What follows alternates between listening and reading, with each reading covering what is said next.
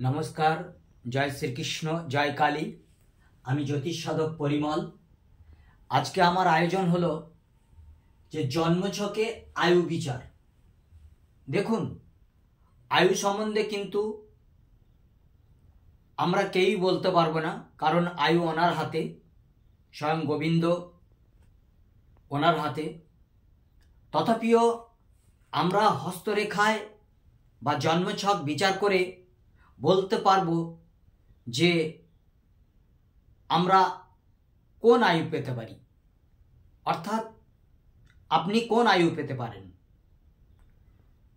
দীর্ঘায়ু, মধ্যমায়ু না স্বল্পায়ু। আমরা প্রথমে চলে আসি হাতের রেখায়।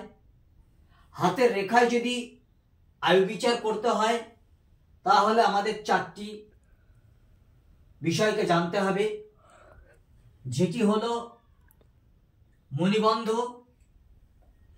আয়ু, হৃদয় রেখা এবং অনামিকার একদম উচ্চ পর্ব, অনামিকা আঙুলের উচ্চ পর্ব। আমাদের জ্যোতিষে কিন্তু একটি সূত্র রয়েছে, যে সূত্রটি আমি আপনাদের সামনে লিখছি। দেখুন, এটা হলো চর স্থির দ্বিস্বভাব। চর স্থির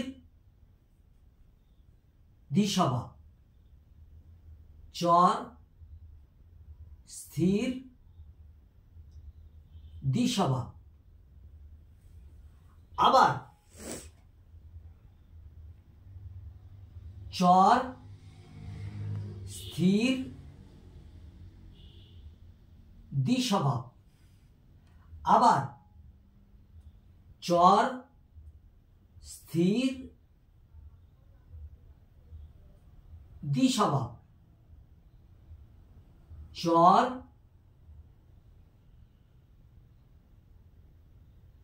স্থির দ্বিস্বভাব। তাহলে চর স্থির দ্বিস্বভাব, চর স্থির দ্বিস্বভাব, চর স্থির দ্বিস্বভাব, চর স্থির দ্বিস্বভাব, চর স্থির দ্বিস্বভাব। এটি হলো আমাদের একটা সূত্র, আমাদের একটা সূত্রের ছক। দীর্ঘায়ু মানে 100 বছর, মধ্যমায়ু মানে 65, আর স্বল্পায়ু মানে 45। এবারে চলে যাব আমাদের লগ্নে, লগ্ন ছকে। অর্থাৎ আমরা ধরে নিলাম এটা বৃশ্চিক লগ্ন, মানে 8 নাম্বার, 9, 10, 11, 12, 1, 2, 3, 4, 5, 6, 7। এটা বৃশ্চিক লগ্ন। বৃশ্চিক লগ্নের ক্ষেত্রে দেখা গেল আমরা সমসপ্তমেই রাহুকে রাখলাম। রাহু আর কেতু হলো আমাদের সমসপ্তম, অর্থাৎ এটা একটা ব্যালেন্স। এবারে কি বাকি রইল কটা গ্রহ? বাকি রইল 7টি গ্রহ। এখানে দিলাম রবিকে, এখানে দিলাম শনিকে, এখানে দিলাম বৃহস্পতিকে।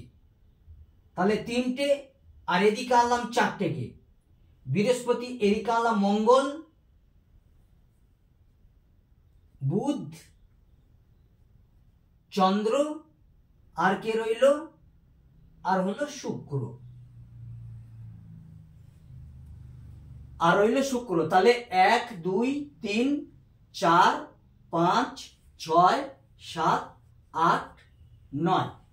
এটি কিন্তু একটি কাল্পনিক ছক, অর্থাৎ এটি কারো জন্ম ছক নয়, এটি একটি কাল্পনিক ছক। এখানে আমি ডিগ্রি লিখলাম না। আমাদের এবারে দেখা যাচ্ছে যে চর রাশিকে, স্থির রাশিকে এবং দ্বিস্বভাব রাশিকে।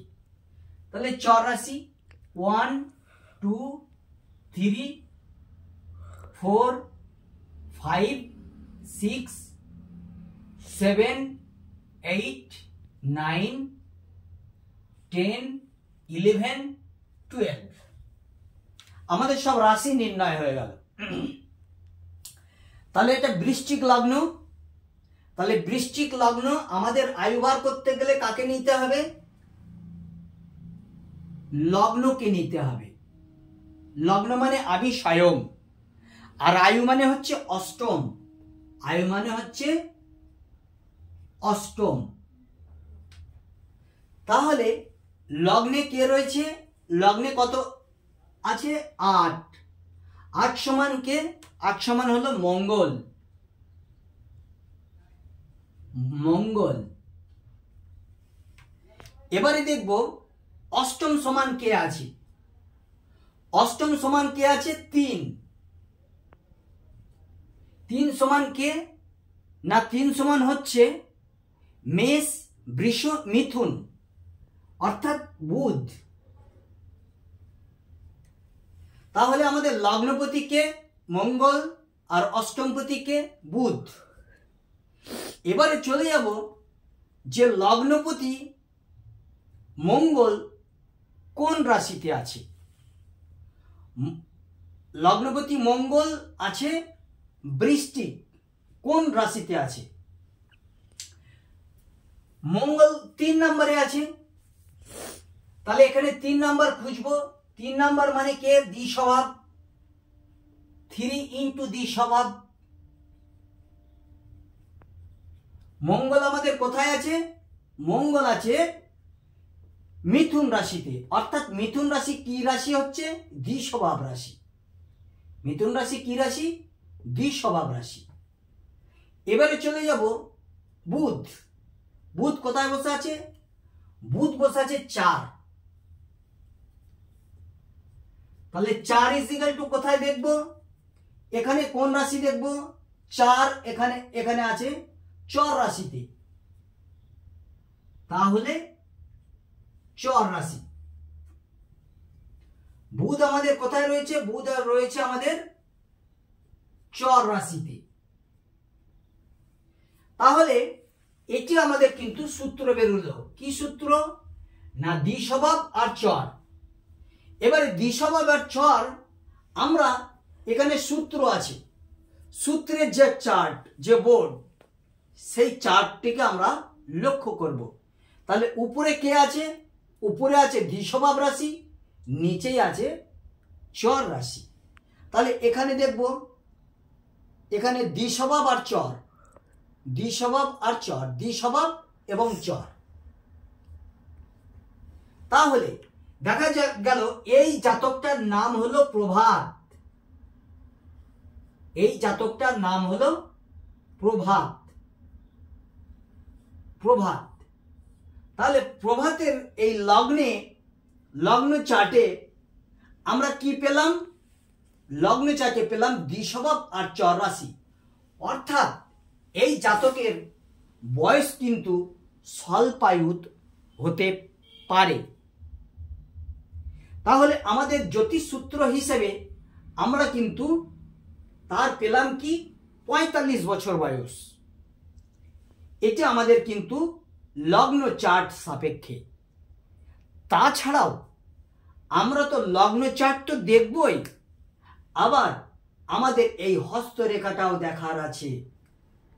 কারণ মণিবন্ধে আমাদের এই যে মণিবন্ধ রেখাগুলো রয়েছে, এই রেখাগুলোর আয়ু 25 বছর করে আমরা ধরি।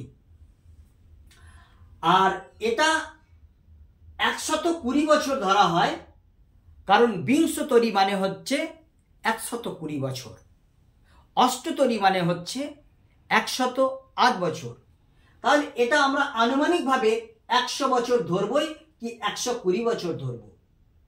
আর আমাদের ভারতীয় জ্যোতিষ মতে হৃদয় রেখা থেকে কিন্তু আমাদের আয়ু বিচার বাঞ্ছনীয়। আর কি দেখতে হবে? আর দেখতে হবে এই অনামিকার নিচের থেকে 1 নাম্বার, 2 নাম্বার, 3 নাম্বার পাক। কারণ কি জানেন? কারণ হচ্ছে আমাদের জন্ম ছকে কোন গ্রহ ডিস্টার্ব আছে, সেই গ্রহটি ডিস্টার্ব আমরা হাত দেখেও বলতে পারবো। যেমন এটি শনি, এটি শুক্র, এটি বৃহস্পতি, এটি মঙ্গল, এটি বুধ, এটি রবি, এটি চন্দ্র, এটি রাহু, এটি কেতু। অতএব শুক্র হলো আমাদের স্বয়ং শরীর, শুক্র যদি ভালো না থাকে তাহলে শরীর নিয়ে আমরা শান্তি পাবো না। অতএব আমাদের এখানে এই 1 নাম্বার, 2 নাম্বার, 3, 4, 5, 6, 7, 8, 9, 10, 11, 12, 13, এই 14টি করের মধ্যে আমাদের এই যে 11 নাম্বার পাপ, এখান থেকে কিন্তু আমরা আয়ু বিচার করব এবং আমাদের চরিত্র বিচার করব। এই জন্য আমাদের কিন্তু হৃদয় রেখাকে দেখতে হবে, আয়ু রেখাকে দেখতে হবে এবং মণিবন্ধ রেখাগুলোকে আমরা আয়ুর সঙ্গে অবশ্যই দেখব। এই ছিল আমার আজকে আয়ু বিচারের চার্টের অংশ। আপনারা এর মধ্যে দিয়ে নিজের জন্মছক বার করে হয়তো দেখতে পারবেন আপনারা কোন আয়ু প্রাপক, উত্তম, মধ্যম না স্বল্পায়ু, দীর্ঘায়ু, মধ্যমায়ু না স্বল্পায়ু। দীর্ঘায়ু মানে 100 বছর, মধ্যমায়ু মানে 65 বছর এবং স্বল্পায়ু মানে 45 বছর। আমাদের এই দাইহাটি লোকালে একটি ছেলের হাত দেখে কিন্তু আমি বলেছিলাম, তাকে আমরা কাকাবাবু বলি, যে কাকাবাবু তোমার কিন্তু আয়ু হয়তো অল্প হতে পারে। যাই হোক, দুর্ভাগ্যের বিষয় সে আজ পৃথিবীতে নেই। এই ছিল আজকে আমার এই আয়োজন। যদি আপনাদের ভালো লাগে তাহলে ইউটিউবে আমার একটি চ্যানেল রয়েছে, পরিমল মণ্ডল অ্যাস্ট্রো 20। তাছাড়া ফেসবুকের পেজে পরিমল মণ্ডল অ্যাস্ট্রো 20 জ্যোতিষ জ্ঞান নামে পেজ চ্যানেল রয়েছে, সেখানেও আমার প্রোগ্রাম দেখুন। প্রোগ্রাম দেখে যদি ভালো লাগে তাহলে হৃদয় মন্দির থেকে একটি লাইক দেবেন, কমেন্ট করবেন। কমেন্ট করলে খুব ভালো লাগে। শেয়ার করবেন আর আমার চ্যানেলগুলোকে সাবস্ক্রাইব করে রাখবেন, যাতে করে আগামী দিনের নতুন নতুন ভিডিও আপনাদের কাছে তুরন্ত পৌঁছে যায়। যদি আমাকে দিয়ে ভালো লাগে হস্তরেখা বা জন্মছক বিচার করাতে, তাহলে অবশ্যই আমার 93821232 এই নাম্বারে ফোন করবেন।